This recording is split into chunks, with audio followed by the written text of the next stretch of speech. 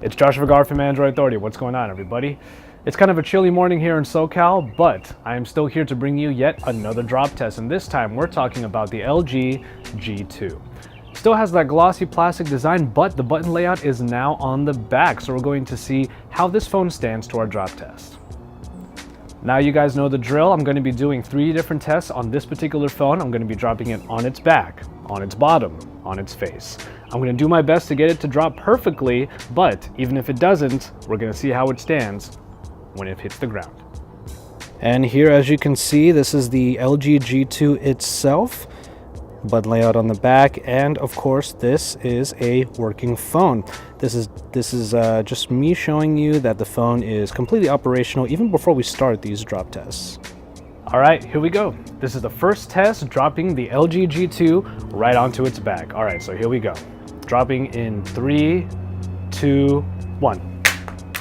Ooh, nice bounce on there.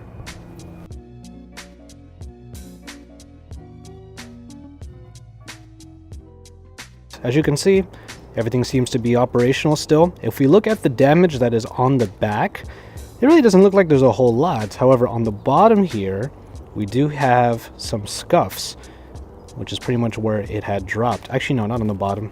It's on the top here. You can see some scratches above where the camera is, but for the most part, everything seems to be working just fine.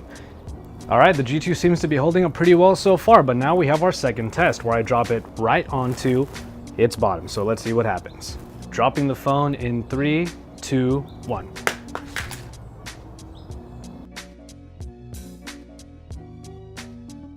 And there you go. It landed right on the corner down here on the bottom left, which caused enough of an impact to make it shatter close to here. But the crack also does sort of spread out to other parts of the screen.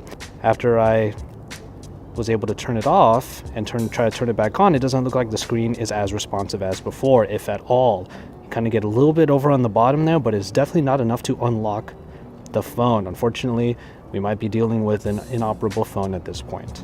Broken enough to the point where we can't really use it, but we do have one last test, and that is the face test to see just how much the screen might get damaged if it were to land right onto its face. Dropping for the final drop test in 3, 2, 1.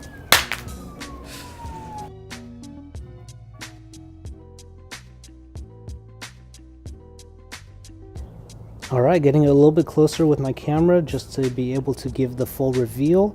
And oh, there it is. It actually looks like the impact isn't quite so bad when you take a look at this particular drop. However, it did land pretty squarely on the bottom left corner again, causing even more of a breakage. However, across the rest of the screen, there doesn't seem to be much else in terms of cracks or shatters. We do have some dust from the fall there. However, if we turn on the phone, pressing the button, it doesn't seem like anything is turning on anymore. Perhaps the phone, much like the Xperia Z1, is still operational, but it looks like the screen is just broken beyond usage. So nothing is even coming up, and I can't get anything to happen on the LG G2 anymore. And so, there you have it for this drop test. The LG G2 did fight pretty valiantly, however, it could not stand up to our drop test. It did manage to work through the first and also kind of the second drop, even though the screen was already unusable for the most part. However, after the face down test, it became completely inoperable. As I can try right now, I just cannot get the screen to turn on at all anymore. So, unfortunately, we're working with a completely broken phone at this point. Thank you very much for watching this drop test. If you liked it, make sure you drop us a like down below and to subscribe to our channel if you haven't already. If you haven't seen our full LG G2 review, make sure you check it out in the link over on the side. Stay tuned to Android Authority for all of the best coverage, because we're your source for all things Android.